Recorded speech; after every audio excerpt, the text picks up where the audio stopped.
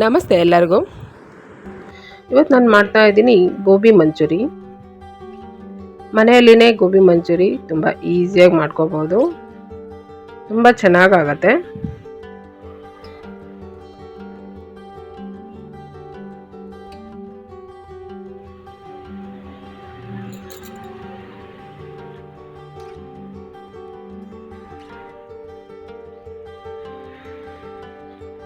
ಗೋಬಿ ಮಂಚೂರಿ ಮಾಡೋದಕ್ಕೆ ಮೊದಲಿಗೆ ನಾನು ಒಂದು ಪಾತ್ರೆಯಲ್ಲಿ ನೀರು ಕುದಿಯೋದಕ್ಕೆ ಇಟ್ಟಿದ್ದೀನಿ. ಕುದಿಯೋ ನೀರಿಗೆ ಉಪ್ಪು ಹಾಕಿಬಿಟ್ಟು ನೋಡಿ, ಗೋಬಿ ಇದು ಹೂಕೋಸನ್ನ ಈ ರೀತಿ ನಾನು ಹೆಚ್ಚಿಟ್ಕೊಂಡಿದ್ದೀನಿ. ಇದಷ್ಟನ್ನು ನಾನು ಕುದಿಯೋ ನೀರಿಗೆ ಹಾಕಿಬಿಡ್ತೀನಿ. ಹೂಕೋಸನ್ನ ಕುದಿಯೋ ನೀರಿಗೆ ಹಾಕಿ ಸ್ಟವ್ ಆಫ್ ಮಾಡಿ ಕುದಿಯೋ ನೀರಲ್ಲಿನೇ 2 ನಿಮಿಷ ಇರಲಿ. 2 ನಿಮಿಷ ಬಿಟ್ಟು ನಾನು ನೀರಿಂದ ತೆಗೆದಿಟ್ಕೊತೀನಿ ಹೂಕೋಸನ್ನು.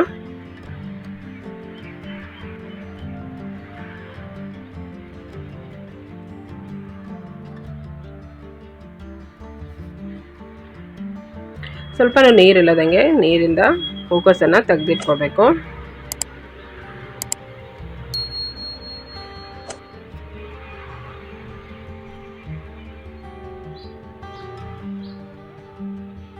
ಈಗ ಇನ್ನೊಂದು ಪಾತ್ರೆಯಲ್ಲಿ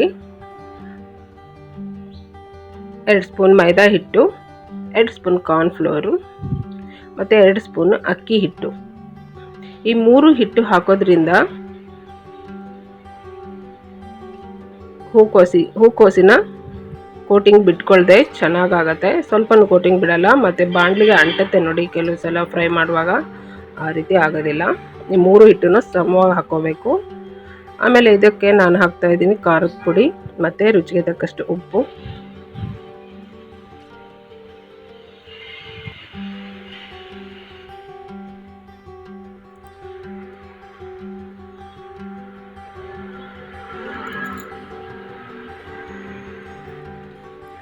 ಇದಕ್ಕೆ ಸ್ವಲ್ಪನೇ ನೀರು ಹಾಕ್ಬಿಟ್ಟು ಕಲಸಿಟ್ಕೊಳ್ತೀನಿ.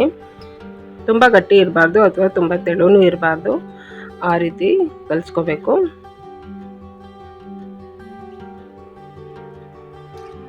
ನೋಡಿ, ಈಗ ಕಲಸಾಗಿದೆ, ಗಂಟಿಲ್ಲದಂಗೆ ಕಲಸಿಟ್ಕೋಬೇಕು. ನೋಡಿ, ಈ ಥರ ಕಲಸಿದ್ದೀನಿ.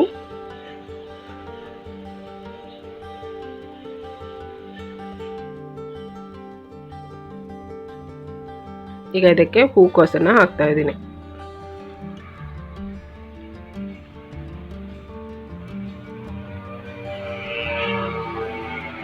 ಹೂಕೋಸು ಹಾಕ್ಬಿಟ್ಟು ಇದನ್ನು ನೀಟಾಗಿ ಸರಿಯಾಗಿ ಕಲಸಿಟ್ಕೋಬೇಕು. ನೋಡಿ, ಕಲಿಸುವಾಗ ಏನಾದ್ರು ಮತ್ತೆ ಸ್ವಲ್ಪ ನೀರಾಯಿತು ಅಥವಾ ಕೋಟಿಂಗ್ ಕಮ್ಮಿ ಆಯಿತು ಅಂತ ಅನಿಸಿದ್ರೆ ಮತ್ತೆ ನನಗೆ ಇದು ಕಲಿಸುವಾಗ ಸ್ವಲ್ಪ ನೀರು ಅನ್ನಿಸ್ತು. ಅದಕ್ಕೆ ನಾನು ಮತ್ತೆ 3 ಹಿಟ್ಟನ್ನು ಸ್ವಲ್ಪ ಹಾಕಿ ಮತ್ತೆ ನಾನು ಕಲಸಿಟ್ಕೊತೀನಿ.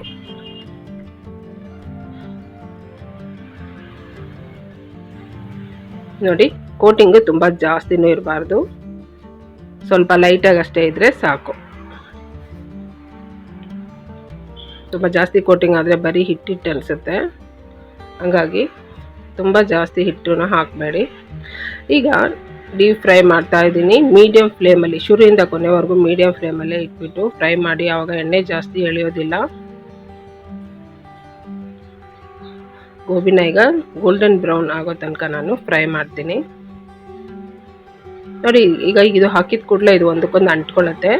ಈ ರೀತಿ ನಿಧಾನವಾಗಿ ಬಿಡಿಸ್ಕೋತಾ ಫ್ರೈ ಮಾಡಿ.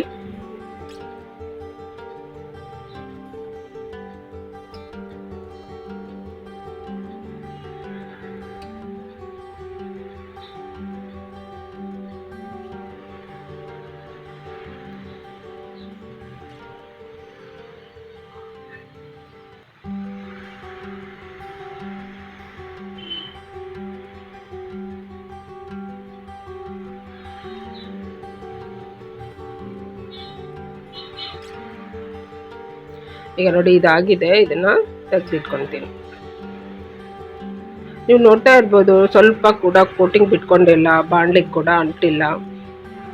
ಮೈದಾ ಹಿಟ್ಟು, ಕಾರ್ನ್ಫ್ಲೋರ್ ಮತ್ತು ಅಕ್ಕಿ ಹಿಟ್ಟು, ಈ 3 ಹಿಟ್ಟನ್ನು ಸಮವಾಗಿ ಹಾಕ್ಕೊಂಡು ಮಿಕ್ಸ್ ಮಾಡಿದ್ರೆ ಈ ರೀತಿ ಸೂಪರಾಗಿ ಆಗುತ್ತೆ, ಸ್ವಲ್ಪನೂ ಕೋಟಿಂಗ್ ಬಿಡದೆ.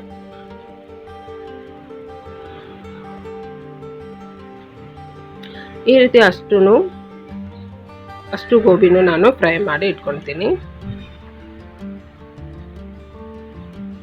ಈಗ ಅಷ್ಟು ಡೀಪ್ ಫ್ರೈ ಮಾಡಿ ಆದಮೇಲೆ ಒಗ್ಗರಣೆ ಹಾಕ್ತಾ ಇದ್ದೀನಿ. ಎಣ್ಣೆ ಹಾಕಿ ಒಗ್ಗರಣೆಗೆ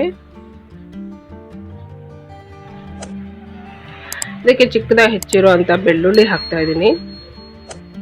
ಸ್ವಲ್ಪ ಫ್ರೈ ಮಾಡಿ, ಬೆಳ್ಳುಳ್ಳಿ ಕೆಂಪಗಾಗಬಾರ್ದು, ಸ್ವಲ್ಪ ಫ್ರೈ ಮಾಡಿ ಸಾಕು.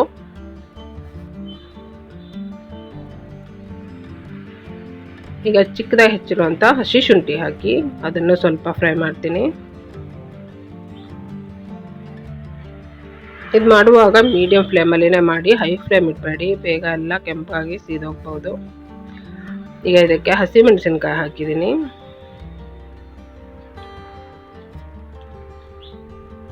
ಈಗ ಚಿಕ್ಕದಾಗಿ ಹೆಚ್ಚಿರುವಂಥ ಈರುಳ್ಳಿ ಸ್ವಲ್ಪ ಹಾಕಿ ಅದನ್ನು ಫ್ರೈ ಮಾಡಿ ಕಲರ್ ಚೇಂಜ್ ಆಗೋ ತನಕ, ಈರುಳ್ಳಿ ಕಲರ್ ಚೇಂಜ್ ಆಗೋ ತನಕ ಫ್ರೈ ಮಾಡಿ ಸಾಕು.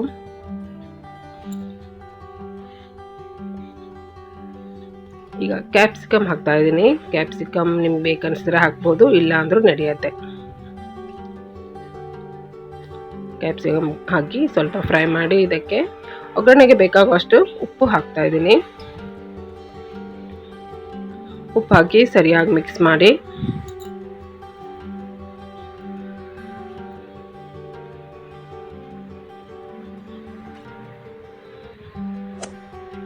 ಈಗ ಸೋಯಾ ಸಾಸ್ ಹಾಕ್ತಾ ಇದ್ದೀನಿ.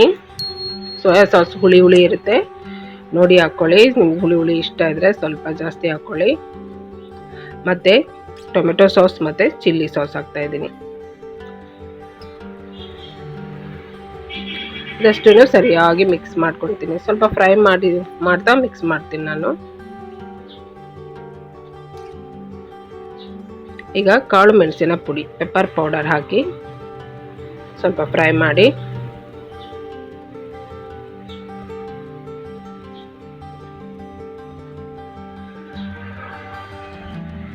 ಇಷ್ಟ ಆದಮೇಲೆ ಇದಕ್ಕೆ ನಾನು ಸ್ವಲ್ಪ ನೀರು ಹಾಕ್ತೀನಿ. ಒಂದು ದೊಡ್ಡ ಲೋಟದಲ್ಲಿ ಒಂದು ಕಾಲು ಲೋಟದಷ್ಟು ನೀರು ಹಾಕಿ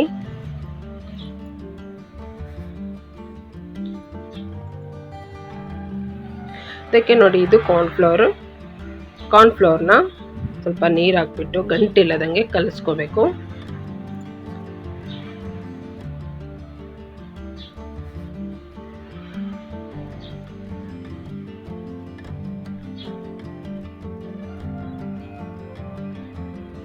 ಕಲಿಸ್ಕೊಂಡು ನಾನು ಒಗ್ಗರಣೆಗೆ ಹಾಕ್ತೀನಿ. ಹಾಕಿ ಇದನ್ನು ಕೈ ಬಿಡದೆ ಸರಿಯಾಗಿ ಮಿಕ್ಸ್ ಮಾಡಬೇಕಿಲ್ಲ ಅಂದರೆ ಗಂಟಾಗುತ್ತೆ.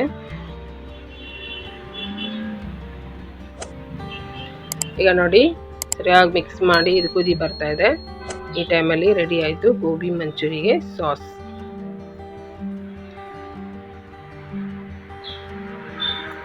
ಈಗ ಇದಕ್ಕೆ ಫ್ರೈ ಮಾಡಿಟ್ಟಿರುವಂಥ ಗೋಬಿನ ಹಾಕಿ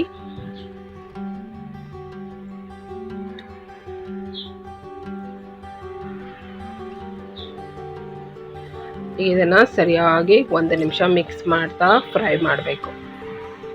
ಇದಷ್ಟನ್ನು ಮೀಡಿಯಂ ಫ್ಲೇಮಲ್ಲಿನೇ ಮಾಡಬೇಕು.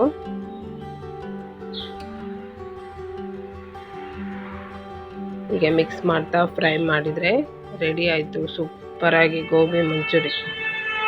ಮನೆಯಲ್ಲಿನೇ ಈಸಿಯಾಗಿ ಮಾಡ್ಕೋಬೋದು.